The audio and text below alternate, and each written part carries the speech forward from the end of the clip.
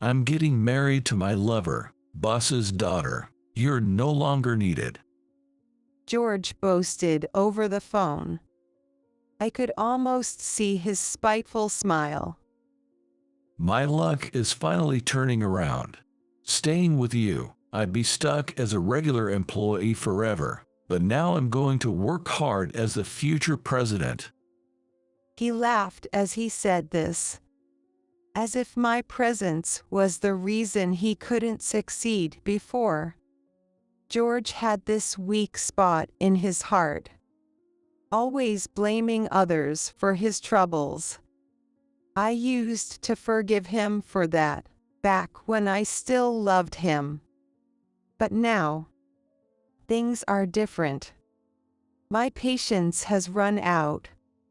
I can't forgive George anymore. I need to take action to make him realize. My name is Mandy Smith. Just a few days ago, I turned 40. I married George when I was 25, and we both worked together. I quit my job when our first son was born, and after having our second son, I started working part-time at the local supermarket. It was a bit tough to get by on just George's salary. Our sons are enthusiastic about their studies and sports, and I'm excited for their future. But George, he was indifferent even towards them. To be precise, he was distant from the family. Naturally, our conversations had dwindled to just the bare minimum greetings each day for the past few years. Our younger son, Edward, had a school event. I had reminded George, let's go see it together. I know. On this day, the two of us had taken our days off from our work to participate in the school visitation. But the night before, George changed his tune. It's fine if just one parent goes to these things. I'd rather not. What are you talking about all of a sudden? Edward was excited thinking both his parents would come. And he said suddenly. Ignoring my disapproving look, George coolly said, I'm busy. Don't lump me together with a part-timer. Who are you calling part-timer? I snapped back jokingly, but I was hurt inside. Soon I'll be 40. For 15 years of our marriage, we mostly worked together. This led to many misunderstandings, and gradually, cracks appeared in our relationship. That's why I insisted on going to Edward's school event. Through Edward, I wanted to reconnect with George. Yet, George bluntly said, If you don't like being treated like an old lady, then you should care more about your appearance. Fine, I'm an old lady then, I retorted, sticking my tongue out. After George left, I sighed alone. Looking in the mirror, I saw a worn-out middle-aged woman. Besides working part-time, I had been caring for my mother-in-law, Mary, until last year. Her dementia worsened, leading to sleepless nights due to her wandering. Mary sleeps during the day, so it's not too hard, but at night, she walks around all night. Better than being bedridden. My mom wants to move around. George would reply, then go back to sleep, leaving me to struggle alone. Eventually, with the difficulty of juggling work and caregiving, we had to put Mary in a nursing home, though it broke my heart. Make sure to visit me sometimes, Mary said worriedly. I take the boys to see her as much as possible. But George has never visited. I went to Edward's school event alone. George came home late. He having been out drinking with colleagues, I knew it by the smell. Eldest son, Jack, was secretly doing something. Younger son, Edward also, were acting suspiciously reserved around me. It's a challenging age, and I try not to meddle too much, but I was worried. I decided to confront them. Come on, tell me the truth. What are you guys hiding? Well, Jack and Edward looked at each other and finally confessed. it's almost your birthday, right? We thought we'd pool our allowances and buy a cake. Oh. I was surprised. I glanced at the calendar. Indeed, my birthday was in 3 days. Honestly, I wasn't exactly thrilled about turning 40. Yet, I couldn't help but smile at my son's thoughtfulness. On my birthday, they did buy the cake as promised. We even decorated the room. Jack said proudly. Despite their clumsy efforts, the room was decorated with paper crafts. I was filled with happiness until George came home. What is this? He stormed in. I'm tired. I want to relax at home, and what's with these silly decorations? But it's Mom's birthday today. Celebrating birthdays at this age. Huh, you sure lived a good life. George spat out his words and tore down the decorations from the nearby wall, throwing them into the trash can. Clean this up now, and bring me a beer. Hold on, what do you think you're doing to their efforts? I raised my voice. It was too much. Couldn't he see how much it hurt the kids as they sadly began to clean up? What? Sure, I'm 40 and a grown-up. It's not like I should be getting excited over birthdays, but I was happy about our son's thoughtfulness. You'd feel the same if they celebrated your birthday. Just thinking about it disgusts me. George deliberately frowned. After complaining about the slow cleanup, he continued. I don't want you guys taking up my time. Just leave me alone. To speak that way. I was looking down, feeling overwhelmed. The boys looked like they were about to cry as they cleaned up the decorations. That's when George noticed the cake on the table. I'll consider this a bonus for my hard work today. Both Jack and Edward's eyes widened. In front of our stunned faces, George grabbed the cake and stuffed it into his mouth. Edward started crying. Jack was rubbing his back, his eyes also moist. What are you doing? You should be on a diet, so you shouldn't eat stuff like this. George said with a smirk. That's how George ruined my birthday and the boys' efforts. Despite constantly talking about work, George's income was never high.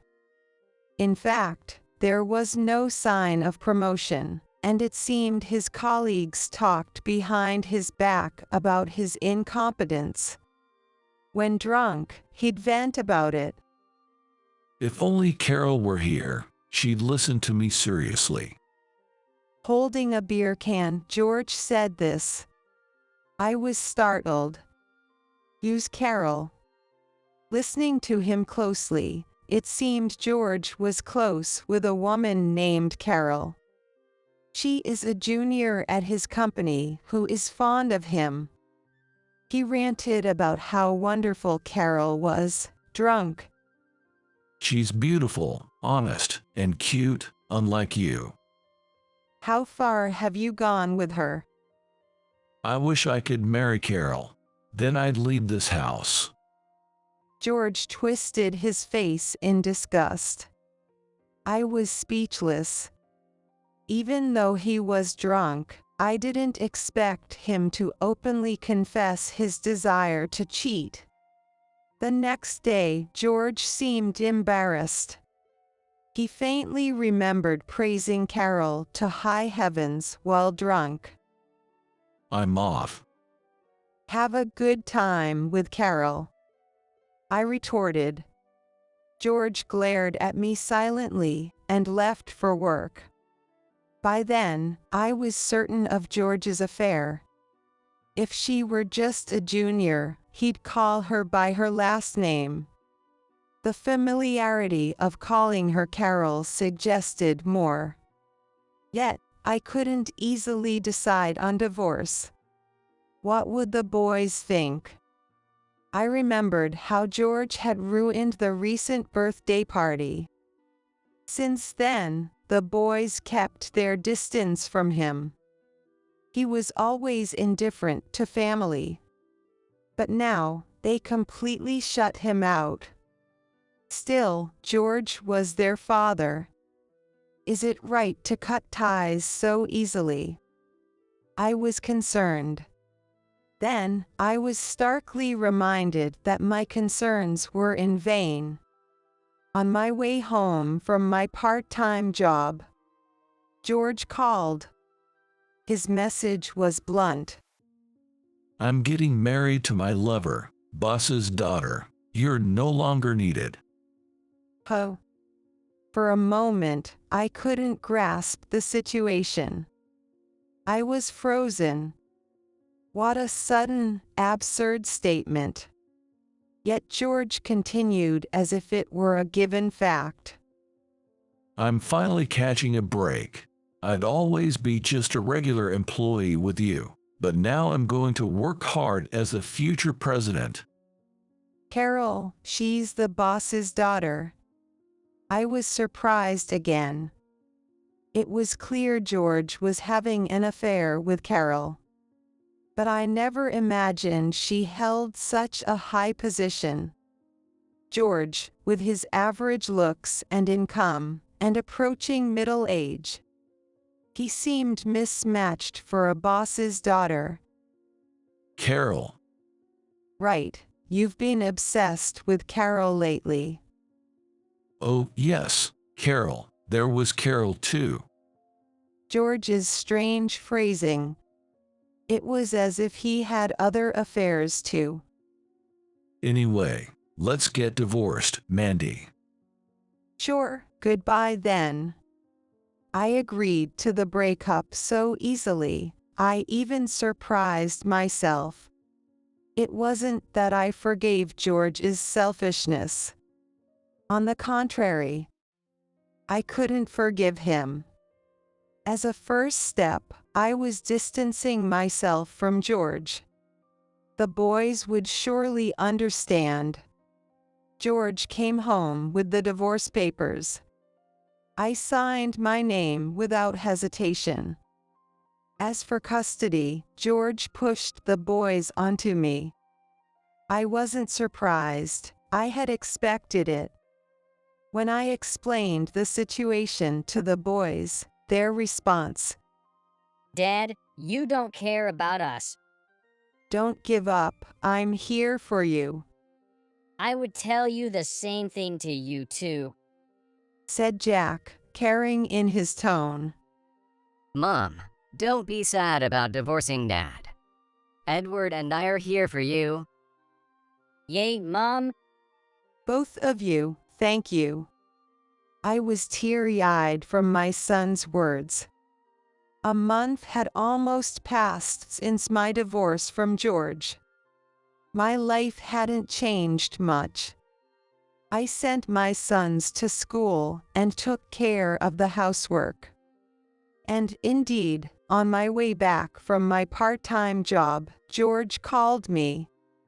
His voice was sheer panic. Help, Carol. Carol has. What happened? I asked, laid back. Jack was making spaghetti and waiting for me at home. So I was eager to get back. Carol came over to our house, and then my wife found out about the affair. That stuff. I nodded, still in a relaxed tone. I had suspected as much. My curiosity piqued by George's actions. I had followed him with Jack. It turned out the lover George wanted to marry wasn't Carol. Carol was just a junior at his company, a normal family's daughter. But young and beautiful, which apparently tempted George to stray. The real boss's daughter he was after was in her late 30s, and not particularly beautiful. How did Carol find out? I did that.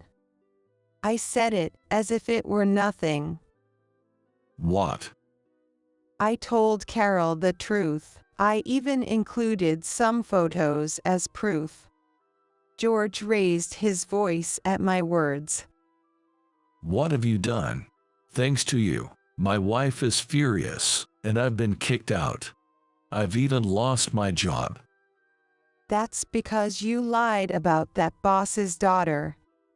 George sounded like a victim, but he was at the center of his own troubles. I sighed. How long have you been deceiving Carol and your current wife? Shut up. It's none of your business.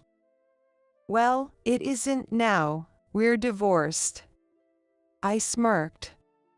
But you were cheating even when we were married. What did you think of me and the boys? Just obstacles. Marrying you was a mistake. What's wrong with trying to fix that? George whined like a petulant child. He's forever immature, never admitting his faults. But whether he admits them or not, others won't ignore his wrongdoings. I've lost my job and home, and I don't know what I'll do next. My wife told her father, the president, and he seems to have pressured other companies not to hire me. Is that supposed to concern me? I shot back at the somber George. He was stunned. Well, I'm no longer your wife. We should each handle our own affairs. With that, I hung up. George tried calling me several more times, but I ignored him. Instead, Carol contacted me. George came over to my place, wanting to start over. That's some nerve. I was exasperated. Carol probably wore a similar expression over the phone. Of course, I turned him down, told him never to come back. That's the right move. I nodded. After venting about George, Carol's voice turned frail. I didn't know that George was married. I understand. Everyone had been deceived.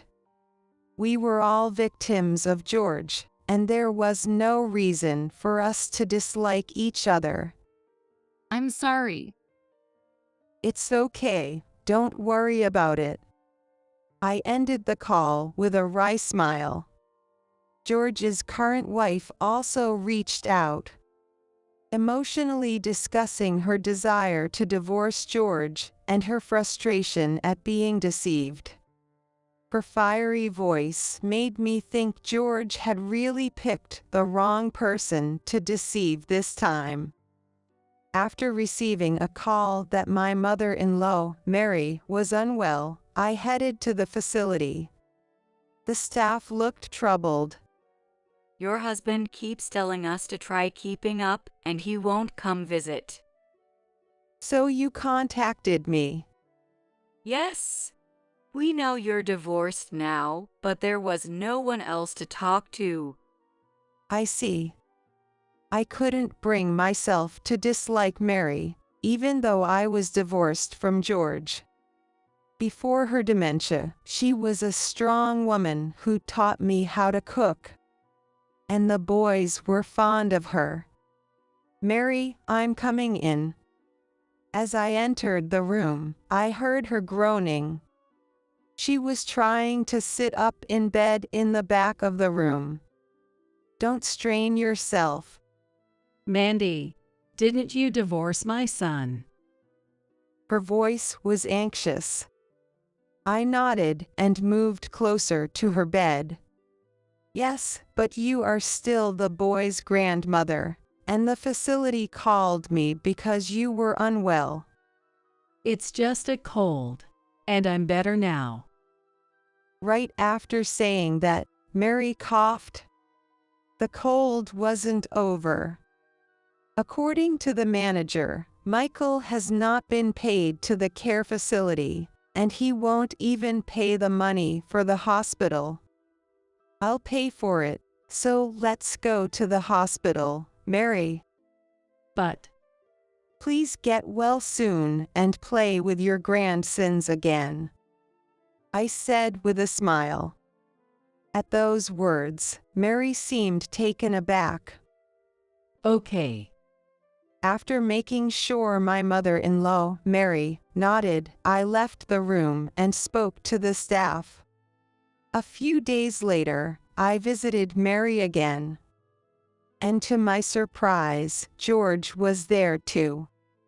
However, the conversation was appalling. Mom, can you lend me some money? Just a little. Why do you only show up when you're in trouble? Don't get mad, please.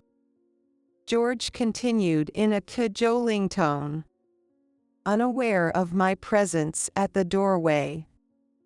You know, Mom, you've got Dad's inheritance. Just give it to me. Don't say such ridiculous things. Mary's voice was sharp. Her anger seemed to override her illness, giving her clarity.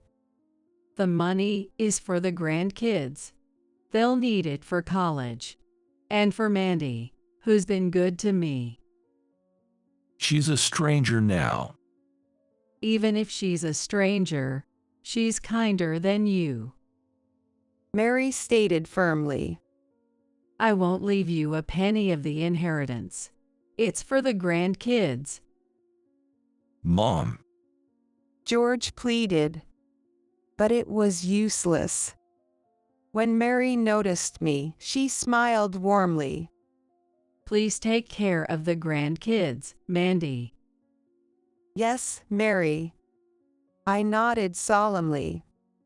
George tried to press further, but a concerned staff member kicked him out of the room for us.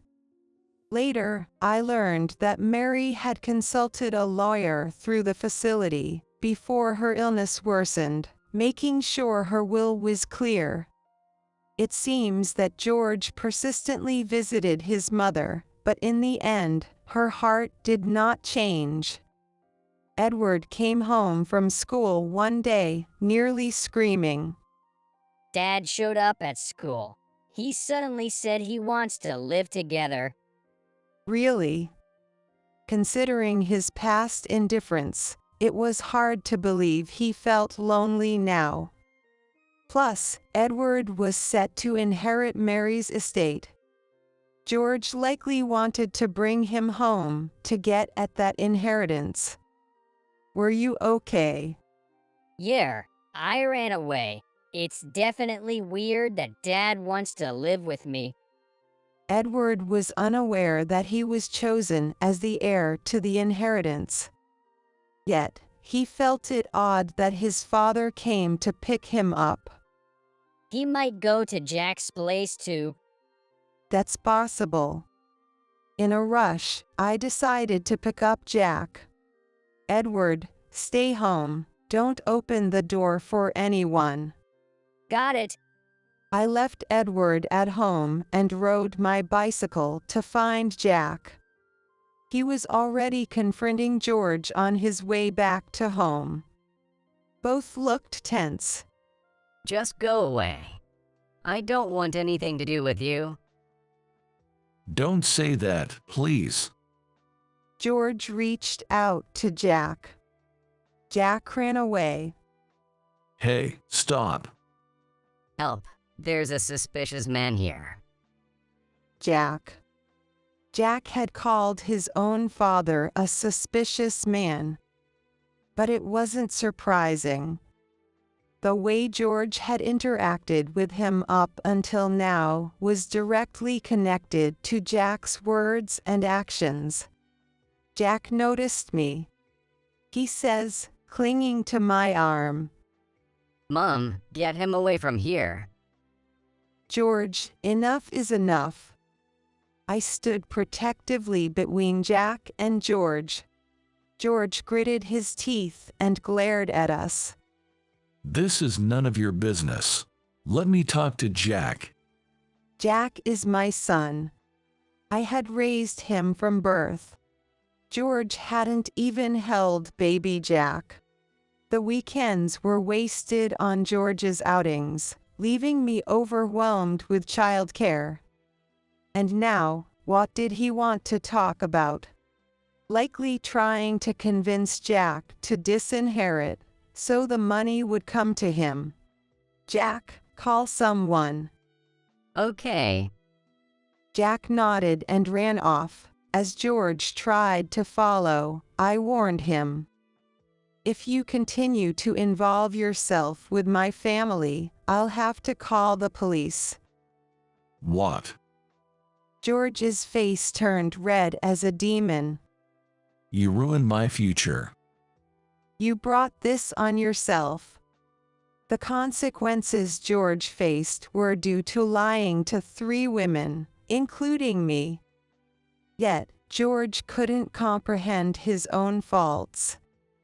Unable to admit his own faults, George was like a spoiled child without promotion or growth. Over here. Jack returned with several men. George suddenly became timid and tried to escape, but the men surrounded him. He was taken to the police station and later received a restraining order forbidding him from approaching or interfering with us. To ensure safety, the school agreed to drive my sons home. My ex-husband, sorry for the trouble. No, the kids are the ones dealing with a lot. George still calls, but no one in the family responds. With the community's support, we managed to expel George from our daily lives. My sons and I visited Mary on a holiday. She was dozing off, but when Edward ran to her, she smiled. Good to see you, Edward, Jack. It's been a while, Grandma. Jack began talking with Mary, smiling. According to the staff, Mary's condition was gradually worsening. Eventually, she might forget us. Until then, I hoped to create as many memories with her and my sons as possible. After spending a heartfelt time with my mother-in-law, Mary, it was eventually time to leave. As we walked down the hallway of the facility, my sons seemed restless. Mom, wait. What is it? Edward held my hand shyly, and Jack took the other. Hey, that's not fair, Edward. I wanted to. Both of you, what's going on? I felt a ticklish sensation. I remembered how, when they were little, we often walked like this, holding hands together. Once in a while, it's okay, right? Sure. We started walking again, chuckling together. Looking back, it had been a long journey. Juggling housework, child rearing, and eventually caregiving. Plus, managing a part-time job for 15 years. The outcome had been bitter. George betrayed me and left. Yet, I could still smile. Because of my sons. I'm not alone. We've nurtured this bond of laughter. I will keep this bond forever. And smiled as I made the promise to myself.